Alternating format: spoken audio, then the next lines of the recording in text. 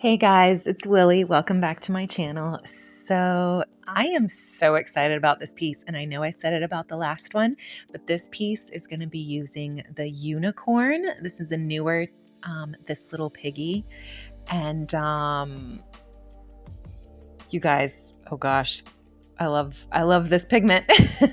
I know it looks very pastel blue. It actually looks exactly like it does in the pouring medium. My pouring medium, it looks exactly the same as it does in the jar. So I really have that mixed down. But yeah, this is a 16-inch round canvas, excuse me. And yeah, we are going to be doing a cloud pour. Shocker! These paints have probably set about 4 days, maybe a little longer, you know. So yeah, super happy about that. So here we go, layering the cup. Unicorn is going to go in first because I want it to be right in the center of the piece to really kind of show it off.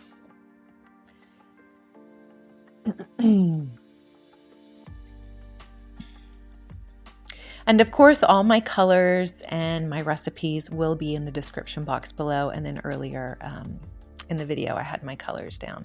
This is going to be a phthalo blue. Then we're going to go in with the cloud mix. And I kind of hesitate here because I was like, oh no. I wanted to do the cobalt before the cloud, but you know, I kind of screwed up in my mind. So I was like, all right, well, we're just going to go with it. So that was the cloud. Then we're going to do the cobalt.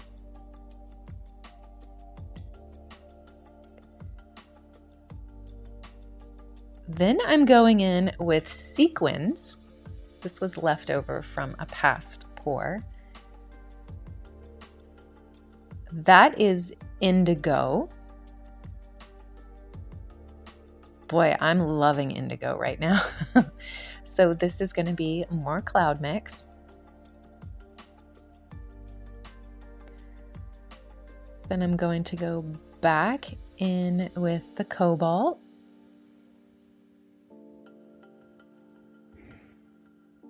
There's the Indigo.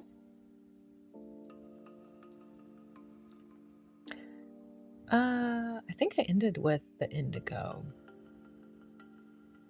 Yeah.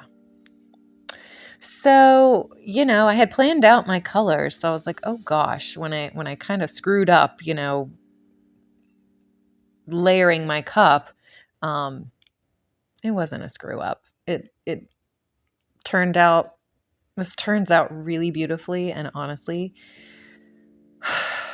it could be one of my favorite pieces. So anyway, this color going down is a Payne's Gray. I was going to use it in my cup, but I decided against it. So I just used it as a flow extender. So here we go, guys, pouring this one out. This is really slow. And of course, this is going to be in real time. And I definitely do a little twist here, but I think, you know, it is really important. If you want this kind of style of cloud pour, if you like these heavy ribbons and really, you know, not solid lines. I don't want to say solid lines, but what's the word? Just really stable lines, I guess. I think pouring slow and close to the canvas is super important. For me, it is anyway. So that's how I do it. And I apologize that you can't really see what I'm doing right here with the way the angle of the camera. So next time I'm really going to try to, you know, stop the camera and kind of pull it down low so you guys can see more like that last little bit. But right now I'm doing a ring pour in the center. Like I kind of like to do that tight little ring pour right at the end of the cup. But I'm also pulling the spinner towards myself to get kind of a curl effect, if that makes sense. I feel like I'm mumbling today, you guys, so apologies. But anyway, I'm going to let you guys watch this. There's a lot of spinning of this one. There's a lot of kind of moving it around the canvas. So some things are in real time and some things are sped up. But I will be back in a little bit. But oh my gosh, really quickly, like I was already in love. So, okay, I'm shutting up. All right, hang in with me. I'll be back soon.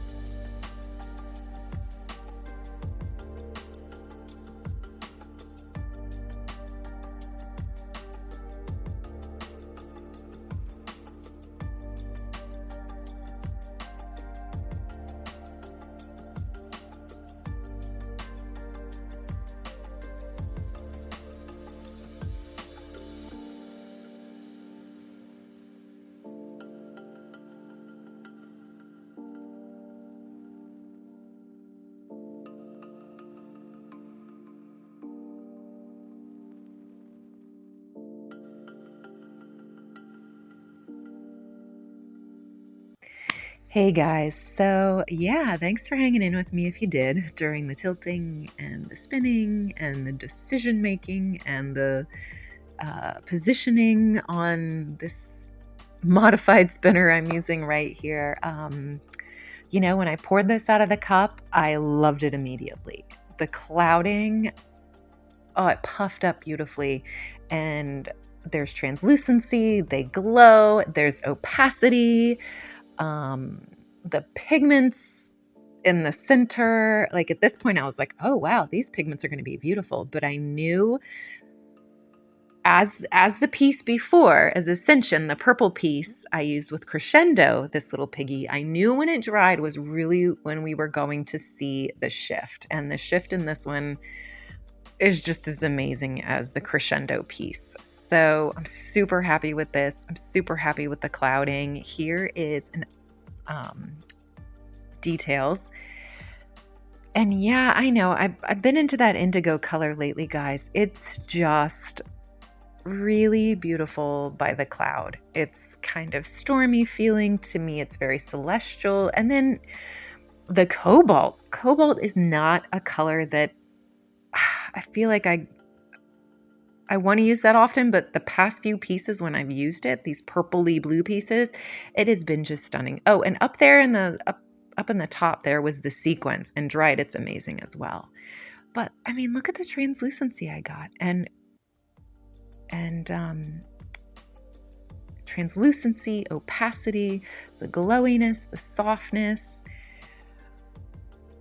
Looks like you could grab the clouds again. They have depth. Oh, look at those funny little cells up there. That phthalo blue loves being beside that cloud layer. It will give you things like that. And I just want to say too, this paint was even a little bit thicker. This was straight up probably 3-second trace in the cup. I didn't add any water. It was nice and thick. And yeah, so all this in the center right here, I was trying to get it to shift, but I was like, man, if I go around too much or go to the side or go at the angle, I can see myself dropping my phone in the painting. So I didn't want to do that. So here comes, this is a wet image. That's the wet image. Here is the dried video of this piece, you guys. Check out this shift. And this isn't even in the sun. This is in my, look at that shift to like that pink, violety, magenta. Then it goes back to this blue. And it shifts even better than this. Like I was trying to say, this is in our screened in porch. So the light is coming from the right. But, oh my gosh, you guys, I love this piece so much. It dried almost identical to the wet piece. So, gosh, guys, let me know what you think. Please like, share, and subscribe, and I'll see you next time.